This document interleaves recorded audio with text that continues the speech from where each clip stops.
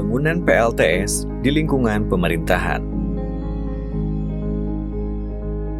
Jawa Barat, provinsi yang paling besar jumlah penduduknya, yang juga memiliki konsumsi energi tertinggi, mulai dari sektor transportasi hingga rumah tangga. Disuplai dari energi fosil yang menimbulkan dampak pemanasan global. Indonesia sendiri telah meratifikasi Paris Agreement, atau yang dikenal juga dengan COP21, yang menargetkan penurunan emisi karbon sebesar 29% dan 41% dengan bantuan luar negeri. Hal ini dapat dilakukan dengan pengembangan energi baru terbarukan atau EBT, serta konservasi energi. Di Jawa Barat, saat ini hanya 10% dari total bauran energi primer dipasok dari EBT. Dengan rencana umum energi daerahnya, Jawa Barat menargetkan 20,1% EBT pada bauran energi primer. Mendorong EBT ini, energi surya yang dalam rencana umum energi nasional tercatat sebesar 9 gigawatt menjadi salah satu potensi yang dapat dikembangkan. Sebagai pemerintah, Provinsi Jawa Barat ingin menjadi percontohan implementasi EBT. Terdapat 44 gedung instansi utama di lingkungan Provinsi Jawa Barat. Salah satunya Gedung Pakuan yang merupakan salah satu ikon Provinsi Jawa Barat, sekaligus rumah tinggal Gubernur Jawa Barat, Ridwan Kamil. Sebagai gedung yang sering digunakan sebagai sarana interaksi antara pemerintah provinsi dan masyarakat, ini dipandang mampu meningkatkan keingintahuan masyarakat untuk mengenal EBT lebih jauh. Dibangun sebesar 23,1 kW peak PLTS rooftop yang terintegrasi dengan jaringan listrik nasional yang memungkinkan transfer balik daya yang terbangkitkan saat tidak terpakai. Gedung DPRD Provinsi Jawa Barat yang terletak berseberangan dengan Gedung Sate juga menjadi salah satu percontohan pemanfaatan EBT berbasis surya ini. Dengan luasan atap rata seluas 820 meter persegi, mampu dipasang PLTS rooftop dengan daya sebesar 82,8 kW peak. Dinas Energi dan Sumber Daya Mineral Provinsi Jawa Barat yang pada tahun 2017 membangun 14,4 kW peak PLTS rooftop dan mampu mengurangi beban listrik tertinggi di bulan Juni sebesar 691 kWh. Pemasangan PLTS ini bervariasi dari 8,4 kW peak hingga 14,4 kW peak. Jawa Barat tahun 2018 jumlah penduduknya cukup besar, sekitar 48,2 juta jiwa. Tentunya sangat linear dengan kebutuhan energi. Kebijakan nasional dan juga kebijakan di Jawa Barat bahwasanya kita secara bertahap akan mengurangi konsumsi energi fosil. Di Jawa Barat, kebijakan tersebut sudah dituangkan dalam bentuk peraturan daerah Provinsi Jawa Barat. Bahkan diprediksi kebutuhan energi fosil sampai dengan tahun 2050 sekitar 138 juta ton ekuivalen, lebih kurang 6 kali seperti kondisi saat ini. Selain itu, bahwa kebijakan energi nasional dan juga akan kita terapkan dan terus kita kembangkan tentang green energy atau energi bersih. Salah satu amanat yang tertuang di dalam kebijakan pemerintah Provinsi Jawa Barat tentang rencana umum energi daerah adalah meningkatkan persentase target pengembangan energi baru yang terbarukan.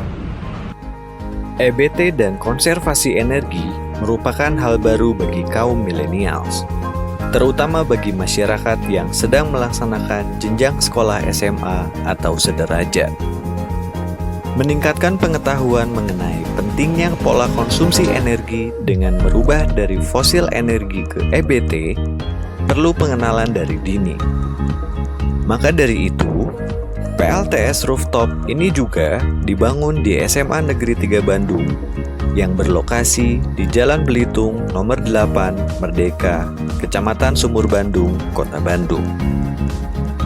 Selain itu, mencetak generasi yang memiliki ketertarikan terhadap dunia EBT dan konservasi energi juga menjadi perhatian pemerintah Provinsi Jawa Barat. Dibangunlah PLTS Rooftop di SMKN 4 Bandung yang berlokasi di Jalan Keliningan nomor 6 Turangga, Kecamatan Lengkong, Kota Bandung.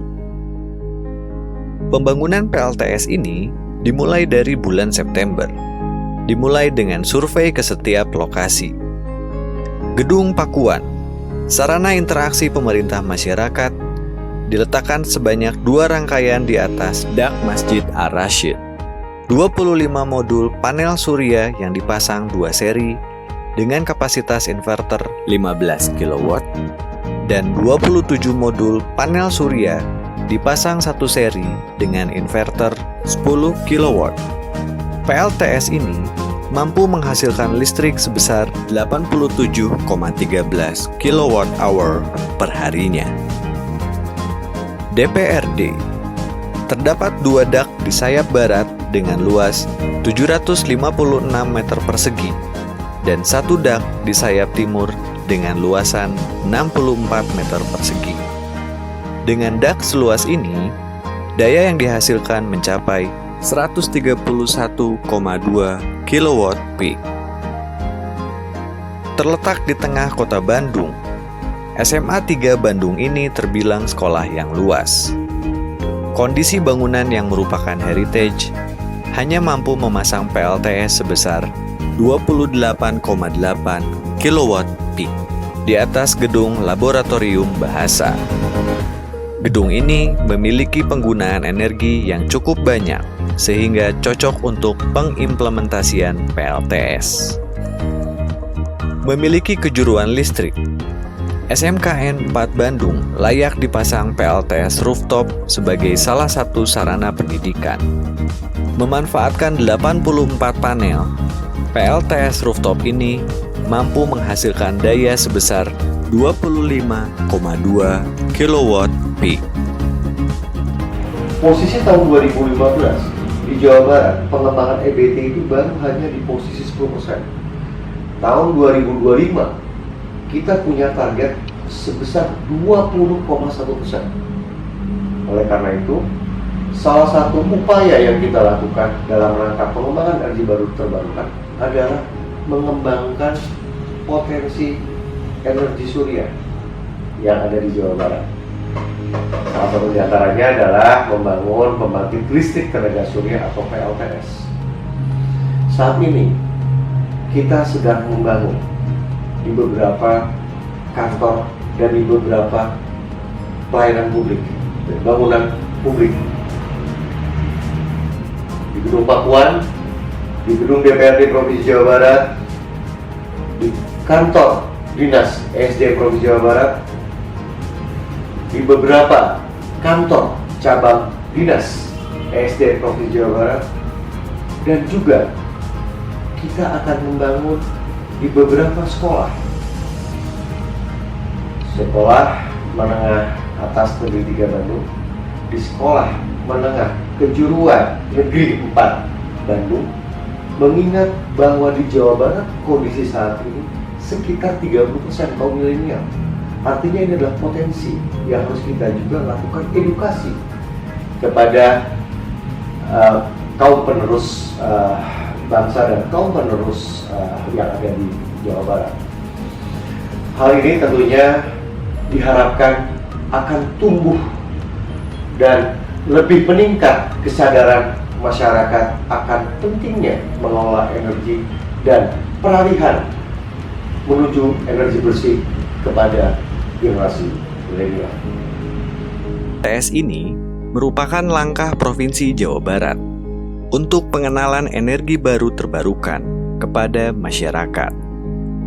Penggunaan energi yang semakin besar merupakan tantangan yang harus dihadapi guna keberlangsungan kehidupan manusia yang ramah lingkungan. Di sisi lain, pemenuhan kebutuhan energi masyarakat harus terpenuhi. Oleh karena itu, keharmonisan antara penggunaan energi dan pola konsumsi menjadi penentu keberlangsungan energi, sekaligus mengurangi dampak pemanasan global yang berujung pada krisis iklim.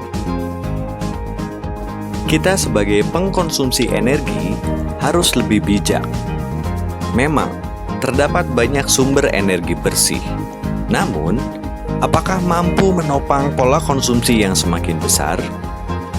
Hanya pola hidup kita yang menentukan, dan mulailah dari diri sendiri.